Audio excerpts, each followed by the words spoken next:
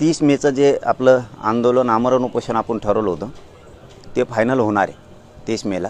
परंतु त्याच्यात फक्त थोडा जास्तीचा बदल केला आहे आपण। ते आमरण उपोषण आपण फॅनमध्ये, सावलीत, मंडपात बसून आपण ते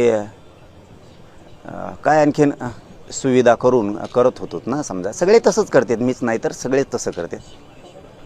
मला अंतिम टोकाचं आणि कठोर आमरण उपोषण करायचं आहे। रखरखत्या उन्हात मी हे उपोषण बास टाकून करणार आहे। ना कुठलं पाणी, ना कुठलं जेवण, ना पायात चप्पल घालणार आहे, ना काय करणार आहे। माझ्या शरीरात प्रचंड वेदना आहेत। या जीवाला मी तरसायचं तरी किती दिवस। त्यामुळं जे होईल ते होईल। उसनं घाताचा बळी गेला तरी देवेंद्र फडणवीसांमुळं गेला, सरकारमुळं गेला।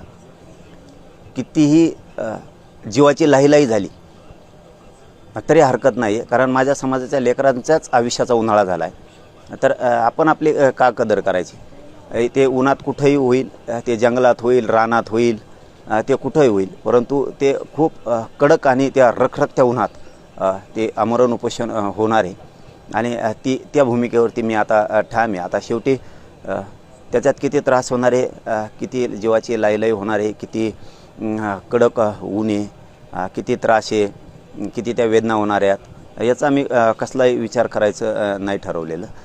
मी आता माझ्या निर्णयावरती फायनल आहे। कारण हे सारखे उपोषण करून सुद्धा माझ्या जीवाला इतक्या वेदना आहेत आणि इतका त्रास आहे प्रचंड। एकदा कुठंच ते तुकडा पडू दे, सरकारचा तुकडा पडल नाही तर माझ्या जीवाचा तरी पडल। या भूमिकेवरती मी फायनलच आता आलेलो आहे की